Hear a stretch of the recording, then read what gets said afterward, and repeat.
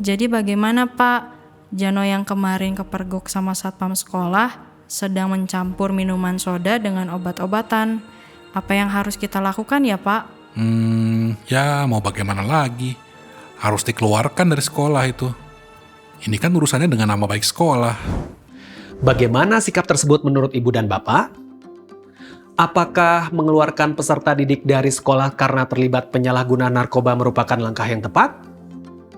Ternyata, penanganan yang dilakukan tadi merupakan contoh penanganan yang kurang tepat. Penyelesaian kasus penyalahgunaan narkoba di sekolah bukan hanya demi nama baik sekolah, tetapi juga untuk menciptakan ruang belajar yang aman, nyaman, dan menyenangkan.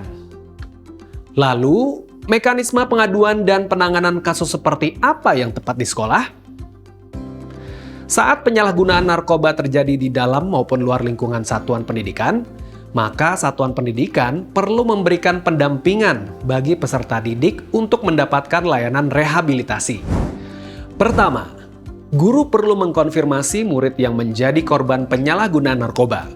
Langkah ini dapat dilakukan oleh guru BK melalui layanan responsif yang memegang prinsip kerahasiaan agar murid lebih nyaman untuk menceritakan pengalamannya.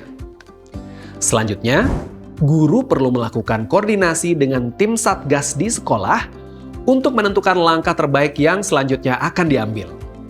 Ketiga, pihak satuan pendidikan perlu berkomunikasi dengan saksi dan pihak keluarga korban untuk mengkonfirmasi kejadian.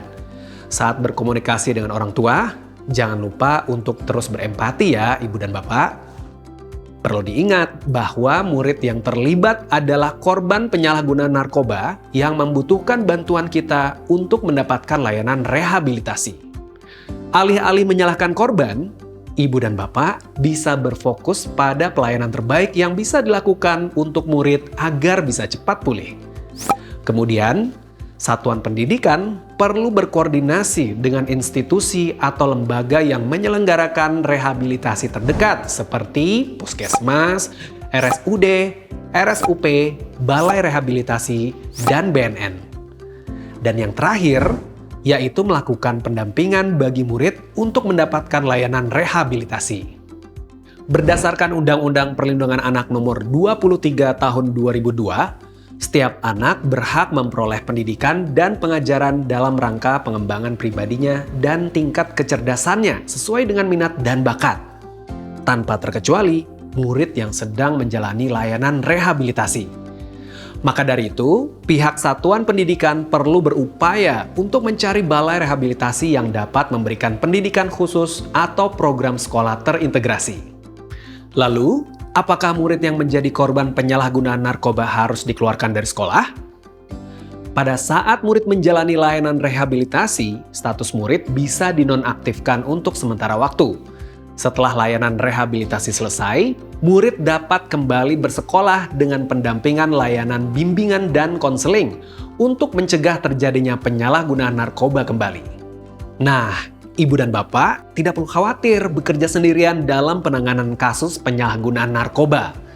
Bersama BNN, Kemendikbudristek, serta dukungan Kementerian Pemberdayaan Perempuan dan Perlindungan Anak telah membuat program Sekolah Bersinar sebagai upaya pencegahan dan pemberantasan penyalahgunaan dan peredaran gelap narkoba atau P4GN. Program Sekolah Bersinar dimulai dengan membuat regulasi atau pedoman dalam pelaksanaan upaya pencegahan narkoba di sekolah. Setelah itu, setiap satuan pendidikan dapat membuat tim gugus pencegahan atau Satgas Anti Narkoba yang terdiri dari kepala sekolah, wakil kepala sekolah, guru BK, guru PJOK, pembina UKS, dan organisasi kesiswaan yang ada di satuan pendidikan. Pada pelaksanaannya, satuan pendidikan dapat melibatkan unsur stakeholder terkait, seperti misalnya tokoh masyarakat sekitar, puskesmas, maupun pihak BNN terdekat.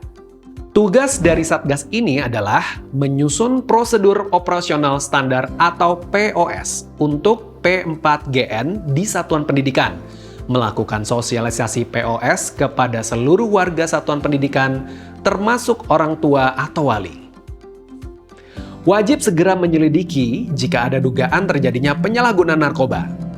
menjalin kerjasama dengan lembaga rehabilitasi dan pakar pendidikan terkait, serta melakukan pemantauan dan evaluasi paling sedikit setiap 6 bulan sekali terhadap pelaksanaan kegiatan pencegahan penyalahgunaan narkoba di satuan pendidikan. Jadi, jika ingin melakukan pencegahan penyalahgunaan narkoba di satuan pendidikan, ibu dan bapak dapat melakukan 1. Pembentukan tim pencegahan dengan tugas pokok dan fungsi yang jelas. 2. Layanan BK komprehensif yang mencakup konseling individu, konseling kelompok, hingga mempersiapkan sistem rujukan kepada pihak balai rehabilitasi. 3. Menyediakan prosedur penanganan penyalahgunaan narkoba yang tepat. Dan 4. Mekanisme monitoring dan evaluasi yang terdiri dari pencatatan dan pelaporan tahunan yang dipertanggungjawabkan ke Dinas Pendidikan dan memiliki transparansi ke orang tua atau wali murid.